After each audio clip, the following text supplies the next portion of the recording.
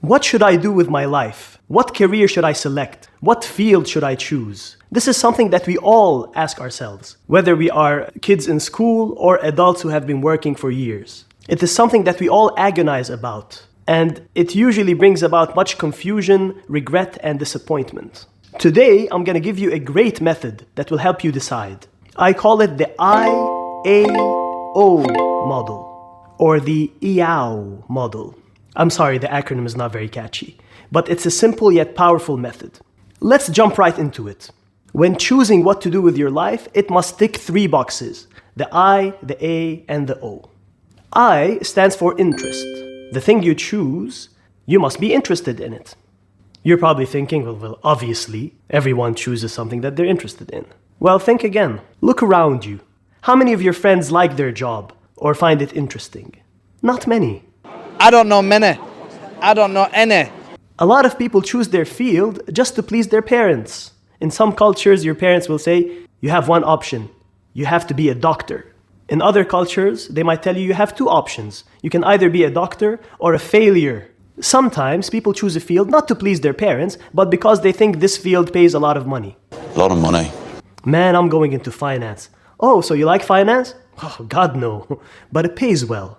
At other times, people go into a field because they think it's interesting, but later discover that it's not so interesting after all. Selecting an interesting field is important because if you're not interested in what you do, you will have 2 problems. One, you're not going to be outstanding in your field. Don't get me wrong, you can still do the job, you can be good at what you do, but you're not going to shine, you're not going to be outstanding, you're not going to be special if you're not really interested and you don't have that drive and passion and motivation when it comes to the field that you're working in. And the second problem is we spend most of our waking hours at our jobs or serving our careers. So if you're not interested in what you do, you're going to be unhappy, you're going to be miserable, you're going to be bored for most of the day. So that's why it's important to choose something that you find interesting. But it's way trickier than it seems. Sometimes the field that is most interesting to you, you're not even aware of. For example, I think psychology is extremely interesting. But back when I was in high school, I had no idea what psychology is. We didn't have a subject called psychology.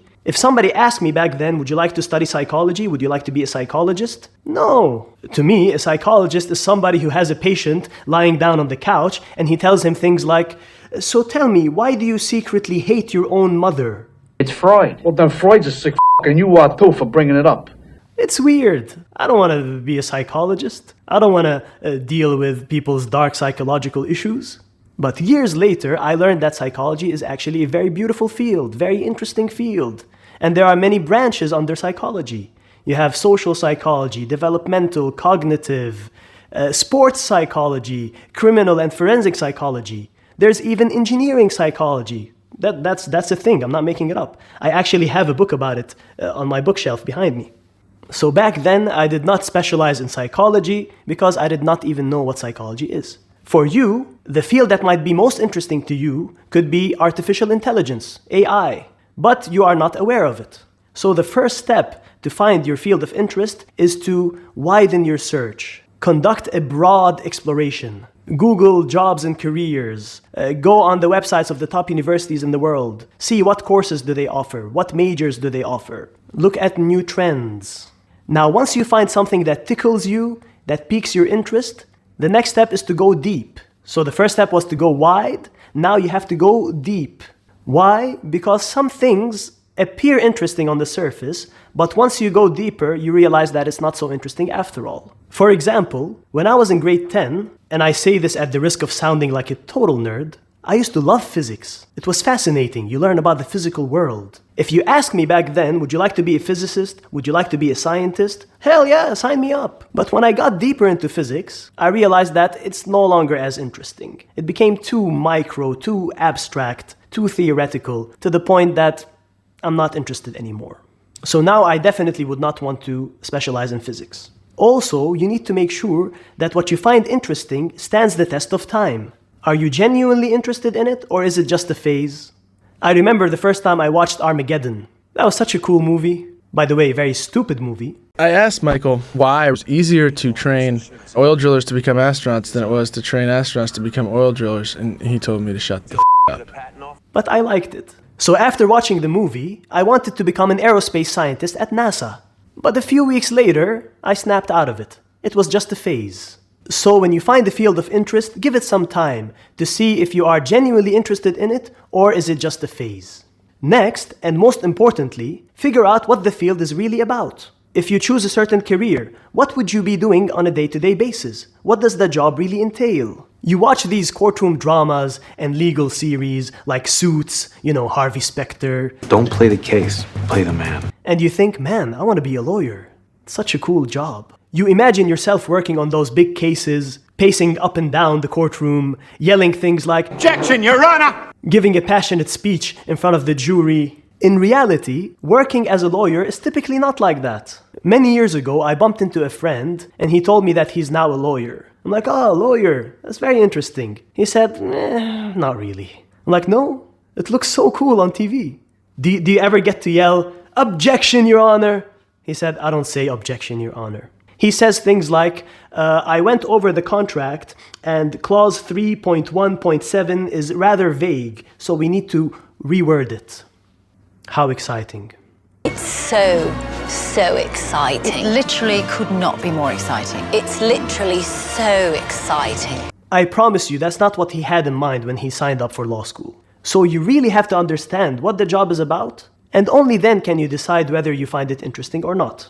Talk to people who work in that profession. Ask them, please tell me in detail, what do you do on a day-to-day basis? What kind of projects do you work on? What are the things that you like about your job? What are the things that you dislike about your job? If possible, try to shadow someone at their job. Try taking an internship. Go online and listen to people talk about their job. For example, if you're interested in becoming a management consultant, there are a lot of content creators on YouTube who are ex-consultants and they make videos about the day in the life of a management consultant. And don't just ask one person, ask multiple people, because one person's experience might not be representative of the entire field. Sometimes you think you know what the job is like. Say you want to become a professor. You might tell me, Professor Shades, I don't have to do all this research. I know what a professor does. I've seen so many professors in my life. I've attended their lectures. I am currently in sales. I hate having a sales target and all the pressure that comes with it. I hate having a stupid boss. I despise office politics. So I want to go into academia to escape all that. Besides, teaching is my passion.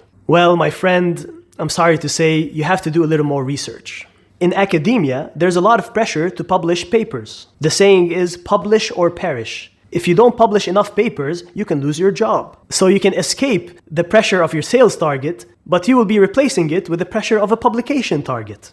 And you think at the university you will not have a stupid boss? You will probably also have a stupid boss in academia as well. Your department head, your chairman, or your dean might be as stupid as your boss. And you think there's no office politics at the university? Think again. And sometimes, professors can be some of the pettiest people you'll ever meet in your life.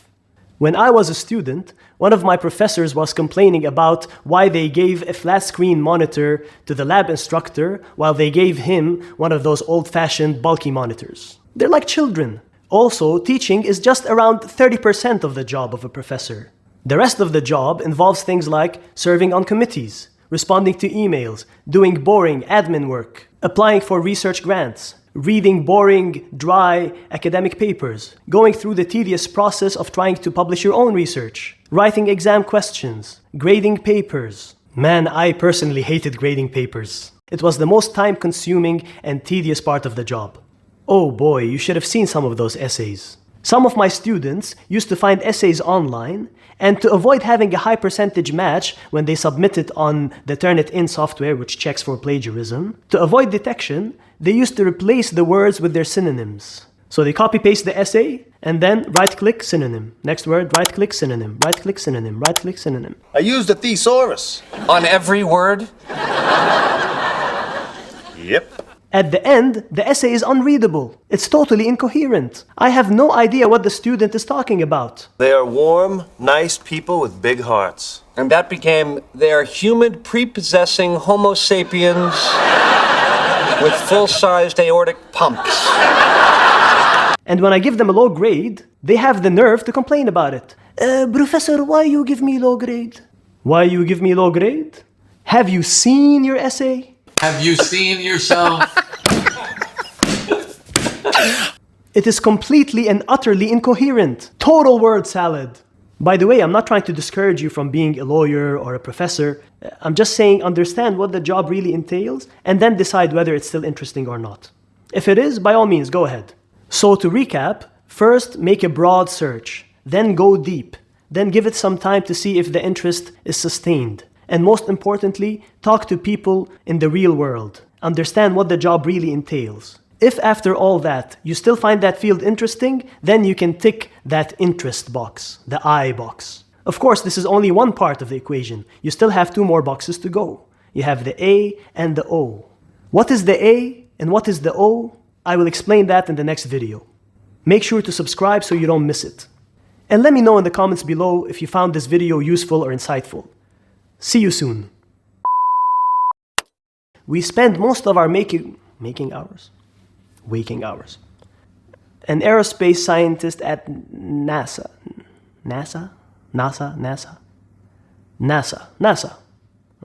I'm suddenly very self-conscious about how to pronounce the word. NASA. Yeah, NASA.